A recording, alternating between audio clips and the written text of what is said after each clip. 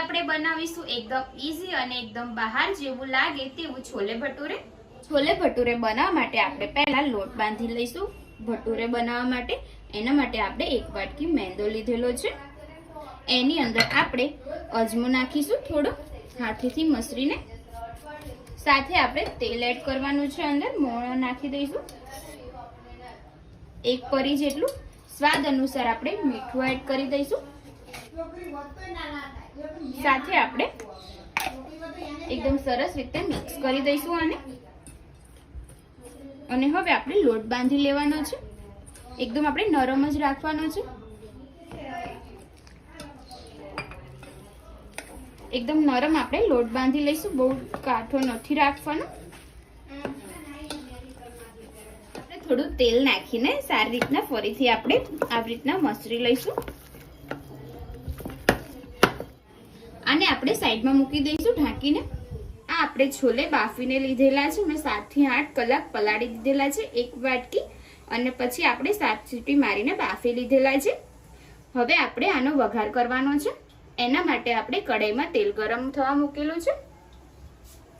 2 પરી આપણે તેલ એડ કરેલું છે. હવે આપણે એની અંદર તમાલપત્ર એડ કરી દઈશું. 1 વાટકી ઝીણી ડુંગળી સમારેલી એડ કરવાની છે. એને આપણે સારી રીતના શેકાવા દઈશું.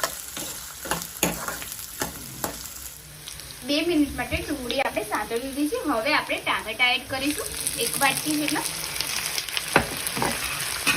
હવે ટામેટા અને ડુંગળીને આપણે સારી રીતના સાંતળી લઈશું.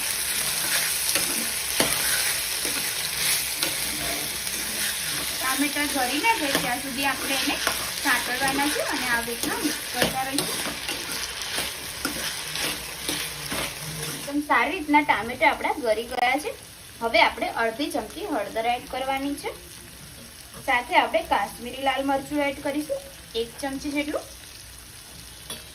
તીખું મરચું આપણે અડધી ચમચી એડ કરીશું. જેટલું તમે તીખું ખાતા હોય તેટલું તમે એડ કરી શકો છો. 1 મોટી ચમચી ધાણા જીરું એડ કરીશું.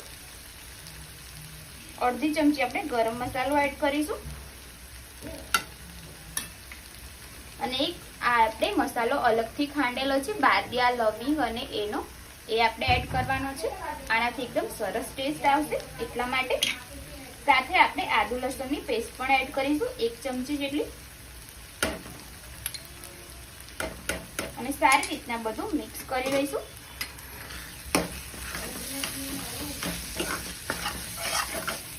હવે આપણે આની અંદર થોડું પાણી એડ કરીને 2 મિનિટ સુધી ઉકળવા દઈશું. જેથી કરીને મસાલો સારી રીતના ચડી જાય. મેં અહીંયા 2 ચમચા જેટલું પાણી એડ કરેલું છે. એકદમ સારી રીતના આપણો મસાલો ને બધું સરસ થઈ ગયું છે. હવે આપણે જે છોલે છે તે એડ કરીશું.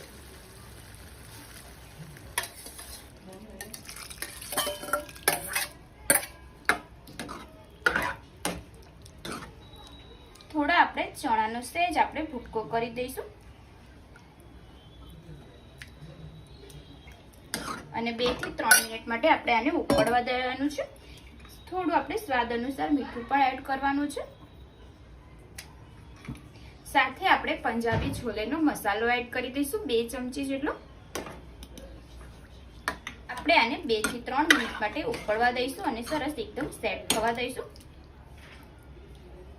સરસ રીતે આપણે છોલે રેડી થઈ ગયા છે. તમે જોઈ શકો છો એક રસ થઈ ગયો છે. હવે આપણે આને એક બાઉલમાં કાઢી લઈશું.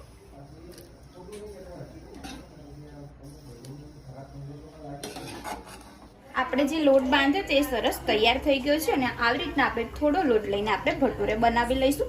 સહેજ આપણે કોરો લોટ લઈશું.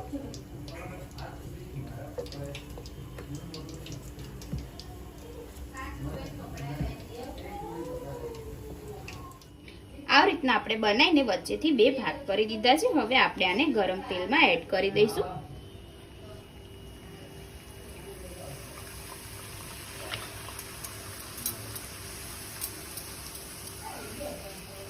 અને બંને સાઈડથી આપણે આવી રીતના તળી લઈશું.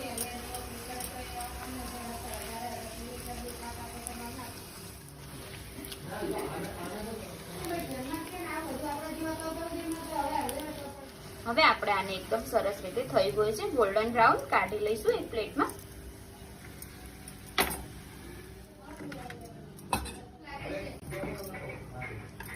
ફ્રેન્ડ્સ, આપણા છોલે ભટુરા રેડી થઈ ગયા છે. તમે જોઈ શકો છો એકદમ ઈઝી રીતના આપણે બનાવ્યા છે. જો તમને મારી આજની રેસીપી પસંદ આવી હોય તો વિડીયોને લાઈક કરજો, શેર કરજો અને કમેન્ટ કરવાનું ના ભૂલતા. તો ચાલો હવે મળીએ આપણે એક નવા વિડીયો સાથે. જય માતાજી, જય શ્રી કૃષ્ણ.